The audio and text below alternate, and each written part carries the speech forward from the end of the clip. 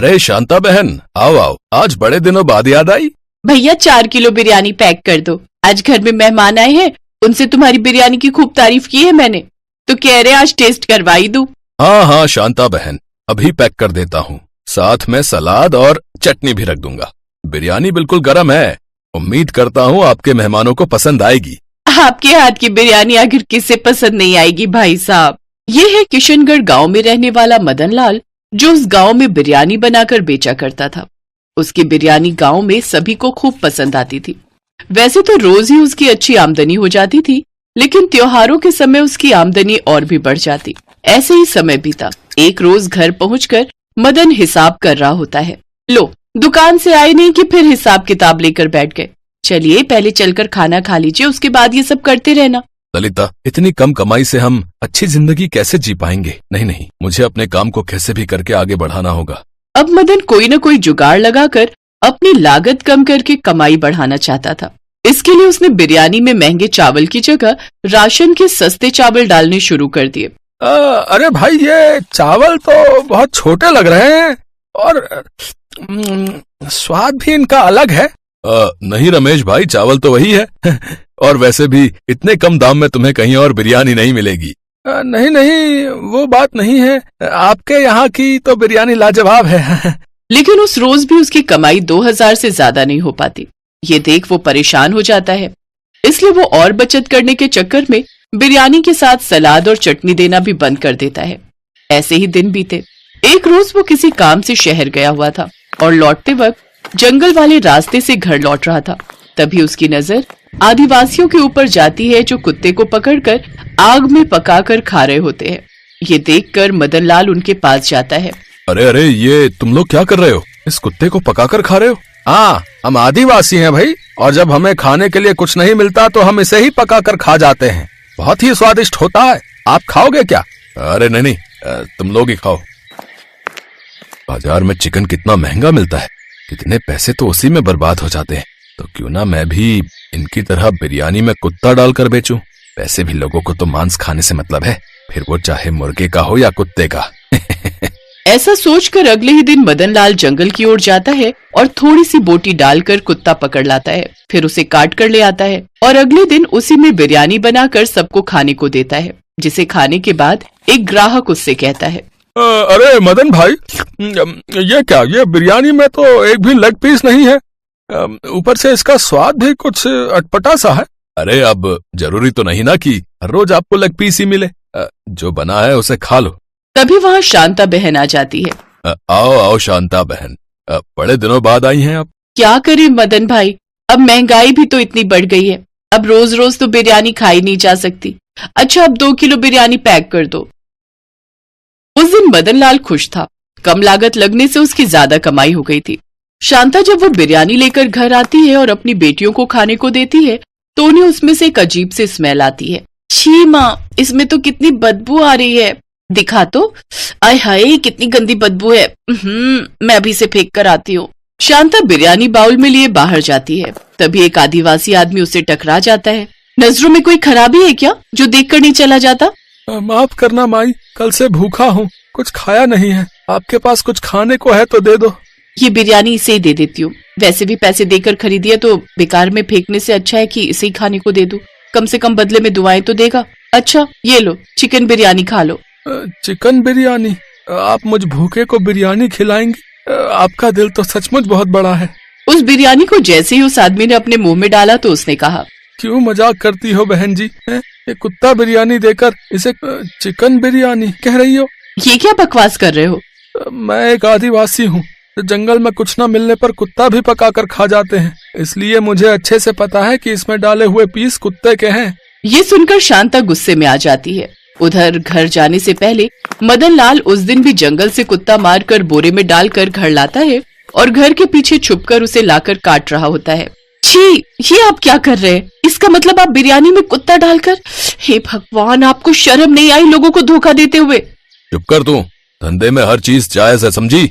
आज भी मैं दुकान में कुत्ता बिरयानी बेचकर आया हूँ और ये देख मेरी कितनी कमाई हुई है, देख। फिर वो दोनों घर के अंदर चले जाते हैं। कुछ देर बाद उनके घर के बाहर लोगों की भीड़ लग जाती है। अरे इतने सारे ग्राहक यहाँ, लगता है इनको वो बिरयानी कुछ ज्यादा ही पसंद आ गई। तभी तो घर तक लेने आ गए।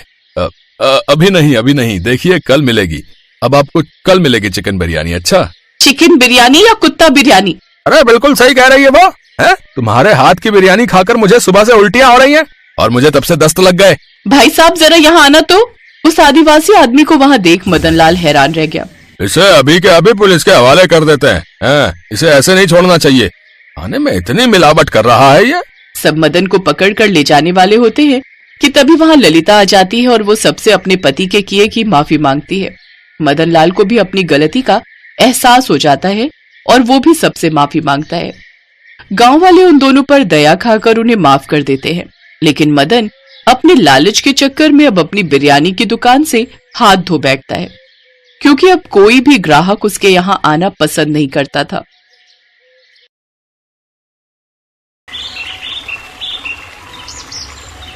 करीम की बिरयानी पूरे मुरादाबाद में मशहूर थी। शाम होते ही उसके बिरयानी के ठेले पर ग्राहकों की भीड़ लग जाती थी। करीम का बिरयानी बनाने का तरीका बहुत अलग था। बढ़िया चिकन, मटन और खुशबूदार मसाले, खिला खिला चावल बिरयानी के स्वाद में चार चांद लगा देता था। पर अचानक एक दिन करीम को हल्का बुखार आया तो वो घर पर थोड़ा आराम करने के लिए उस दिन ठेला नहीं लगा सका। उसने सोचा कि तबीयत में सुधार हो जाएगा, पर करीम की तबीयत ज्यादा बिगड़ गई और बुखार ज्यादा बढ़ता गया, जिस कारण करीम के शरीर में बहुत कमजोरी हो गई। इसी वजह से करीम बिरयानी का ठेला भी नहीं लगा पा रहा था और उसके काम का नुकसान हो रहा था। ये लो तुम्हारी दवाई, डॉक्टर साहब ने बोला है बिल्कुल भी काम पर नहीं जाना, अभी तुम कुछ दिन और आराम करो। नहीं रुखसाना, मेरा पहले ही काम बहुत खराब हो गया। कितने दिन से मैंने ठेला नहीं लगाया और तुम्हें तो पता है घर का किराया सर पर आ रहा है। बिजली पानी सबका किराया भी तो देना है। काम नहीं करूंगा तो पैसे कहाँ से आएंगे। चिंता मत करो, अब मैं ठीक हूँ, बस थोड़ी कमजोरी है। कल सुबह ठेला लगाने की तैयारी करता हूँ। एक काम करती हूँ, मैं भी तुम्हारे साथ जल्दी उठ जाऊंगी, दोनों मिलकर तैयारी कर लेंगे। ठीक है, फिर सुबह मुझे जल्दी उठा देना। और करीम मियाँ, किराया कब दे रहे हो? मैंने सोचा तुम तो आओगे नहीं तो खुद ही आ जाऊं। अकरम भाईजान, बस कुछ दिनों से तबीयत खराब चल रही है, इसलिए काम भी बंद पड़ा है। कुछ दिन कमाई करके फिर मैं जल्दी ही किराया देने की कोशिश करूंगा। नहीं, अब एक भी दिन ऊपर नहीं करना। कल तक मेरा किराया मुझे दे दो।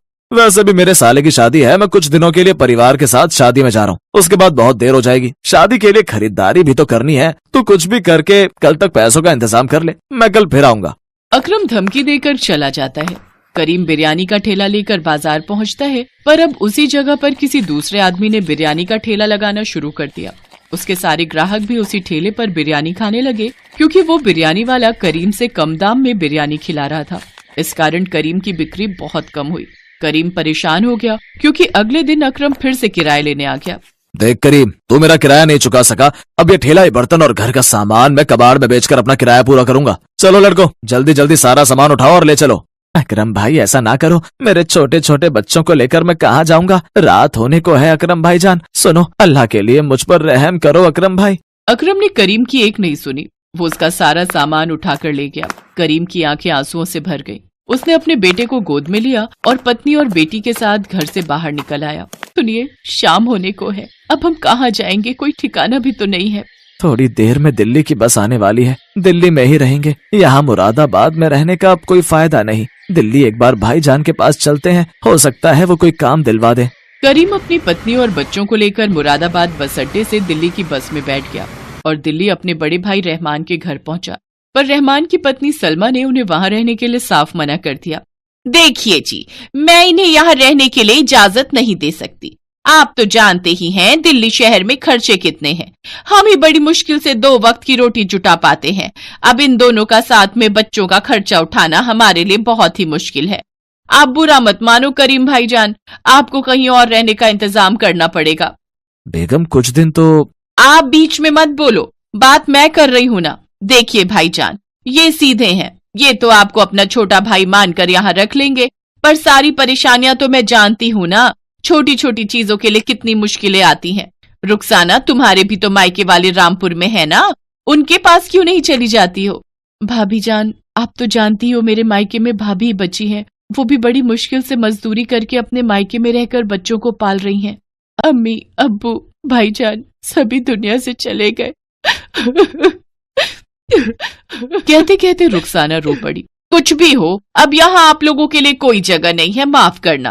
करीम क्या ही करता, वो अपने परिवार को लेकर अपने भाई के घर से बाहर आ गया।